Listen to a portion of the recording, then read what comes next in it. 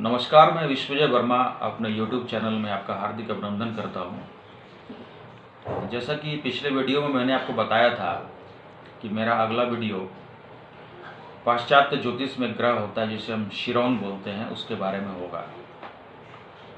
और ये वीडियो शिरोन के बारे में ही है और साथ ही साथ शिरोन किस प्रकार इस वैश्विक महामारी कोरोना महामारी से विश्व को निजात दिलाएगा, उसे छुटकारा दिलाएगा, इसके बारे में भी हम लोग डिस्कस करेंगे, उसकी विवेचना करेंगे।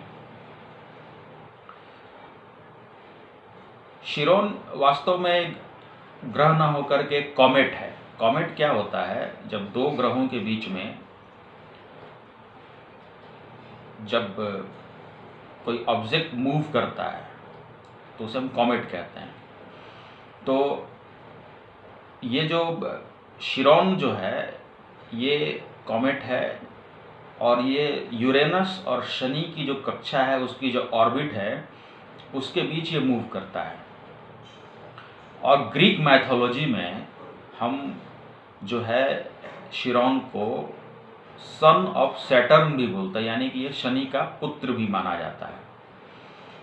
और जैसे कि हर ग्रह का अपना एक साइन होता है, उसका एक चिन्ह होता है, उसी तरह शिरोन का भी एक चिन्ह होता है। वो चिन्ह जो है आपको देखने से लगेगा कि वो की यानी कि चाबी के आकार का है। मैं आपको इसे दिखा देता हूँ। ये देखिए ध्यान से, ये देखिए, ये चिन्ह होता है और आप देख रहे होंगे कि ये बिल्कुल चाबी के जैसा देखने में लग रहा है। तो इसकी जो आकृति चाबी के जैसी जो होती है, इसलिए इसको हम वाउंड हीलर ही बोलते हैं, वाउंडेड हीलर। यानी कि जब कोई व्यक्ति का दुख दर्द, उसकी बीमारी, उसकी तकलीफें, उसका कष्ट शारीरिक रूप से बहुत बढ़ जाता है और मानसिक स्तर पर भी बहुत बढ़ जाता है, तो शरीर और मानसिक स्तर को वो क्रॉस करते हुए जब उसकी आत्मा उसके स्पिरिचुअल लेवल पर वो दुख दर्द कष्ट और परेशानी पहुंच जाती है, तो उस दुख और दर्द को छुटकारा दिलाने में शिरोन उसकी मदद करता है। यानी वो चाबी है जो कि उस दुख और दर्द, उस तकलीफ को अनलॉक करता है, यानी उससे छुटकारा दिलाता है। तो इसमें शिरोन का काफ़ी योगदान होता है और शिरोन का यहाँ पर काफ़ी महत्व है। अब शिरोन एक स्लो मूविंग प्लैनेट है, यानी बहुत ही धीरे धीरे चलने वाला प्लैनेट है।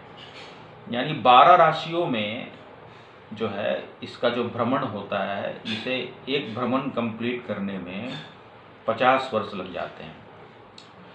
इसलिए इसे धीमा चलने वाला हम लोग प्लैनेट बोलते हैं।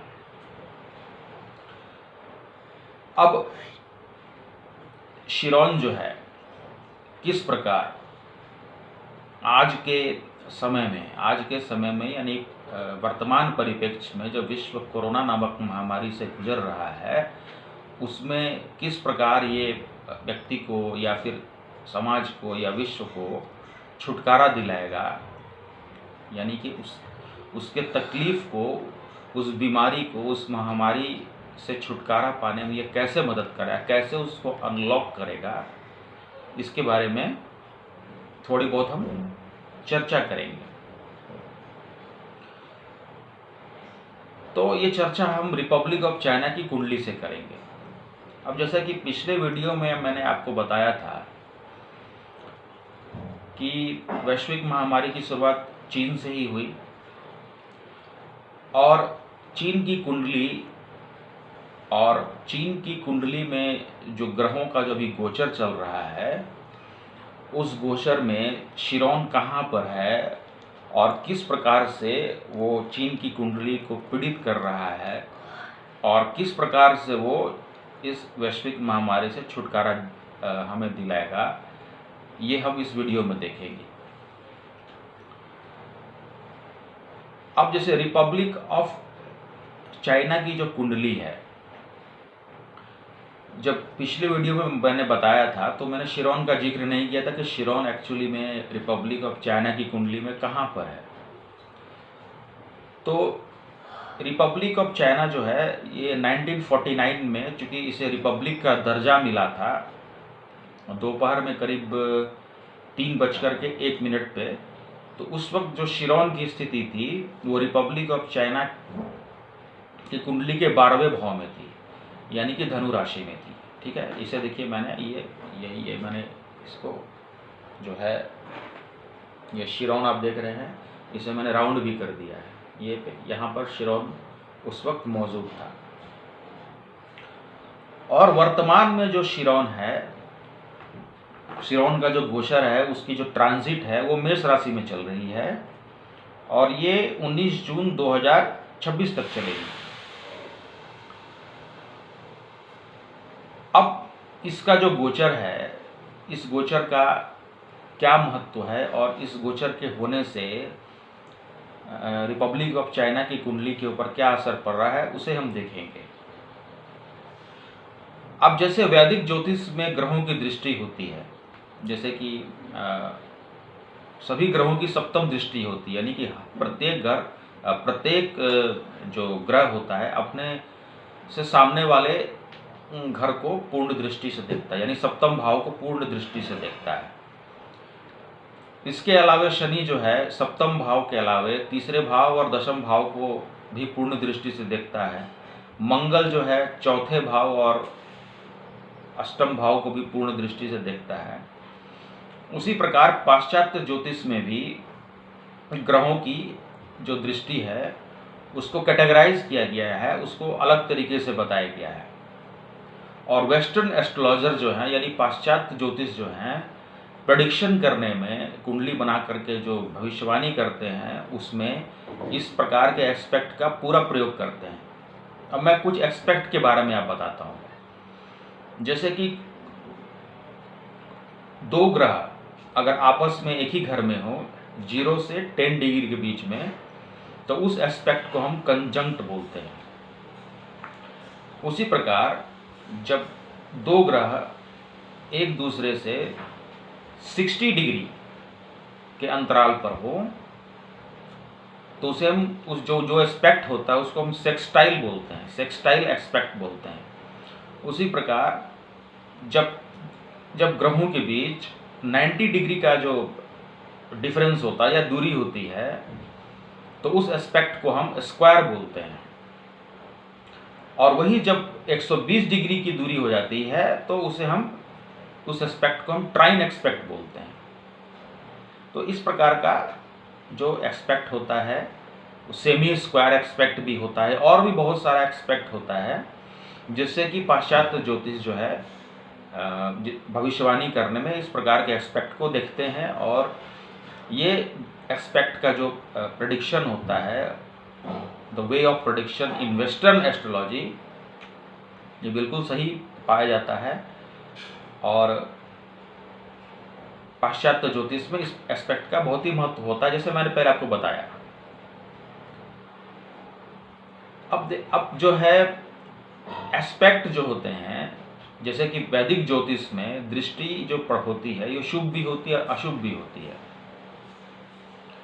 जैसे गुरु की जो है सप्तम दृष्टि भी होती है, पांचवी दृष्टि भी होती है और नौवीं दृष्टि भी होती है।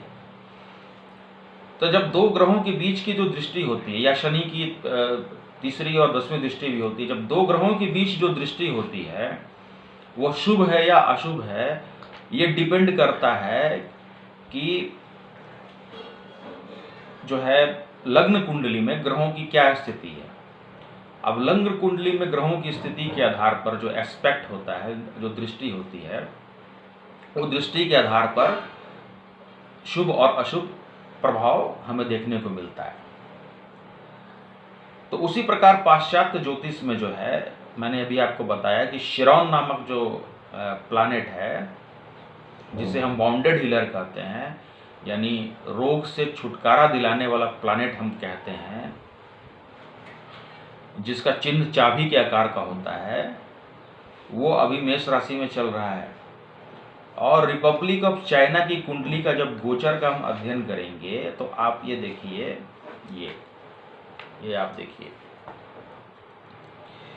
यहाँ पर शिरौन है, ये मैंने ये राउंड कर दिया है रेड से, ठीक है, शिरोन ग्रह है, ये गोचर आप देख रहे हैं रिपब्लिक ऑफ चाइना की कुंडली का गोचर है, और इसमें ये सूर्य और नेपच्यून के साथ में ये शिरोन ग्रह है।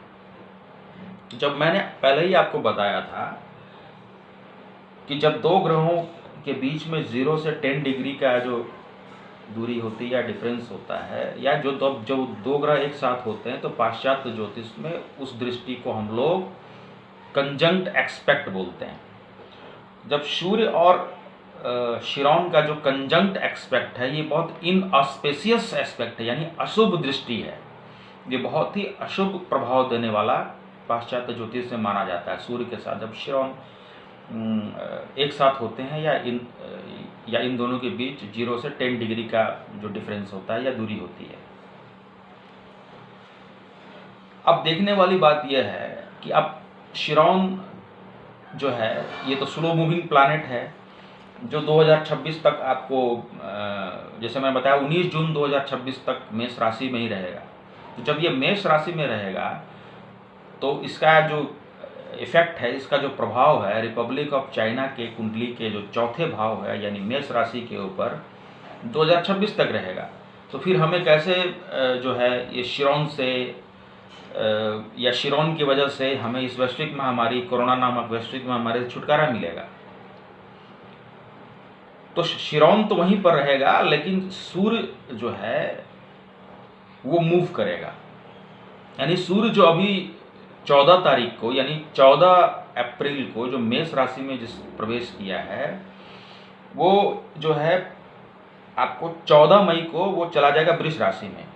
वृष राशि में जाने पर जो है वो कंजंक्ट एक्सपेक्ट जो है वो चेंज होकर के वो एक्सपेक्ट हो जाएगा सेक्सटाइल एक्सपेक्ट, यानी कि सूर्य और शिरोन के बीच का जो डिफरेंस है वो 60 डिग्री का डिफरेंस हो जाएगा। 60 डिग्री का डिफरेंस होने से सेक्सटाइल एक्सपेक्ट होगा, और ये सेक्सटाइल एक्सपेक्ट जो है पाश्चात्य ज्योतिष में जब सूर्य और शिरोन के बीच का जो एक्सपेक्ट है, इसे शुभ माना जाता है। बहुत ज़्यादा शुभ तो नहीं है, लेकिन बहुत इसे शुभ माना जाता है। तो 14 मई के बाद जैसे ही ये ग्रहों का, सूर्य ग्रह जो है मेष राशि छोड़ करके वृष राशि में प्रवेश करेंगे, तो ये सेक्सटाइल एक्सपेक्ट की वजह से जो है ये महामारी से धीरे धीरे लोगों को निजात मिलना शुरू हो जाएगा। और जैसा कि मैंने पिछले वीडियो में वैदिक ज्योतिष का विश्लेषण करके चाइना की कुंडली के विषय में बताया था कि किस प्रकार शनि जो है 11 मई को, और वैश्विक कुंडली का जो अध्ययन करके मैंने बताया था कि शनि जो है 11 मई को वक्री होकर के मकर राशि से धनु राशि में प्रवेश करेगा। तो विश्व को वैश्विक महामारी से छुटकारा मिलने शुरू हो जाएगा धीरे धीरे, क्योंकि सूर्य के जो शनि के जो मार्केस प्रभाव जो है वो समाप्त हो जाएगा उस वक्त, क्योंकि वैश्विक कुंडली में सप्तम भाव में शनि है और वो मार्केश है।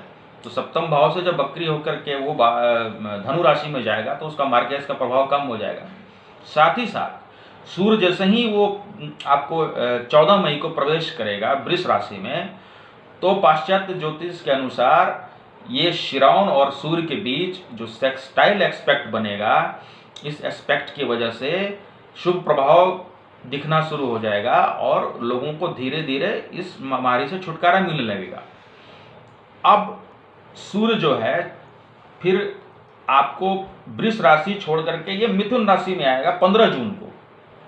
तो जैसे ही ये 15 जून को सूर्य आपको मिथुन राशि में प्रवेश करेगा, तो जैसे कि मैंने आपको बताया था, एक पाश्चात्य ज्योतिष में, वेस्टर्न एस्ट्रोलॉजी में एक एस्पेक्ट होता है जिसको हम लोग बोलते हैं स्क्वायर एस्पेक्ट, यानी यहाँ पर शिरोन और सूर्य के बीच स्क्वायर एस्पेक्ट की शुरुआत होगी।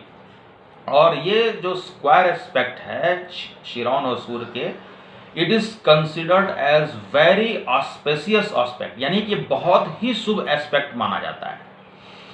तो 15 जून के बाद से, यानी ये शुरुआत जो है आपको, अगर हम पाश्चात्य ज्योतिष के आधार पर लें तो 14 मई से जो है लोगों को इस बीमारी से, इस परेशानी से लोगों को छुटकारा मिलना धीरे धीरे शुरू हो जाएगा। और 15 जून के बाद से जो है ये पूर्ण रूप से समाप्त हो जाएगा, ऐसे संकेत हमें मिलते हैं पाश्चात्य ज्योतिष के आधार पर, वेस्टर्न एस्ट्रोलॉजी के आधार पर। और इस महामारी को दूर करने में जो है शिरोन की महत्वपूर्ण भूमिका होगी, क्योंकि जैसा मैंने बताया कि Chiron is considered as wounded healer, यानी कि ये जख्मों को, परेशानियों को, तकलीफों को, रोगों को दूर करने वाला प्लैनेट है। एक तरफ तो ये जो है दुख को और परेशानी को, कष्ट को, बीमारी को देता है और उसे बहुत ही गहरा बना देता है, यानी उसको स्पिरिचुअल लेवल तक ले जाता है, शरीर और मानसिक स्तर से बढ़ा करके वो आत्मिक लेवल तक ले जाता है। और साथ ही साथ जो इसका चिन्ह है, जो कि मैंने बताया था, इसका जो साइन है वो चाबी के आकार का है।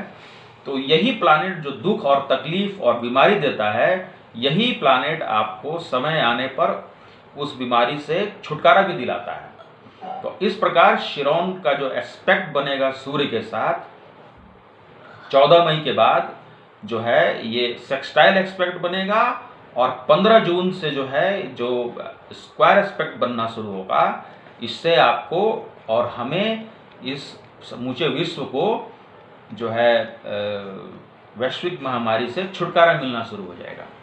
तो ये रहा शिरोन का ग्रह के बारे में थोड़ी बहुत जानकारी। और इसका जो विभिन्न ग्रहों के साथ जो एस्पेक्ट होता है, यानी कि शुक्र के साथ जब इसका एस्पेक्ट होता है, या शुक्र के साथ ये जब सेक्सटाइल हो या कंजंक्ट हो या जो भी प्रभाव हो, सेमी स्क्वायर जो एस्पेक्ट हो या ट्राइन एस्पेक्ट हो, इसका क्या प्रभाव होता है, शनि के साथ क्या प्रभाव होता है, इसके बारे में मैं अलग अलग वीडियो बना करके अपलोड कर दूंगा, ताकि उसे आप आसानी से आप देख सकें। तो ये रहा शिरोन के बारे में। आपको जो कुछ भी मैंने बताया कि कैसे ये शिरोन जो है विश्व को जो है इसने महामारी के केंद्र में कैसे ये शिरोन प्लैनेट है, और ये शिरोन की वजह से कैसे हुई, और यह शिरोन की वजह से ये कैसे जो है इसे वैश्विक महामारी से हमें इसे कैसे छुटकारा मिलेगा। अब अगले वीडियो में मैं आपको एस्ट्रोलॉजी के कुछ दूसरे एस्पेक्ट के बारे में भी बताऊंगा, और हो सकता है कि मैं शिरोन ग्रह के बारे में ही आपको विस्तार से बताऊं, या अलग अलग उसके जो ग्रहों में या अलग अलग कुंडली के अलग अलग स्थानों में उसका क्या प्रभाव पड़ता है, या अलग अलग ग्रहों के साथ होने पर उसका क्या प्रभाव होता है, इसके बारे में मैं बताऊं। तो उस वीडियो को देखने के लिए आप इस चैनल को ज़रूर सब्सक्राइब करें, और अगर आपको ये वीडियो पसंद आया हो तो इसे लाइक करें और शेयर करना ना भूलें। साथ ही साथ सब्सक्राइब करने के बाद बेल बटन को दबाना भी ना भूलें, ताकि जब कभी मैं वीडियो अपलोड करूं तो इंस्टेंटली तुरंत आपको पता चल जाए कि मैंने अपने YouTube चैनल पे कोई नया वीडियो अपलोड किया है। इसके साथ ही समूचे विश्व का कल्याण हो, समूचा विश्व जो है इस वैश्विक महामारी से जल्द छुटकारा मिले, ईश्वर से मेरी यही कामना है। और साथ ही साथ ये वीडियो देखने के लिए आप लोगों का बहुत बहुत धन्यवाद। नमस्कार।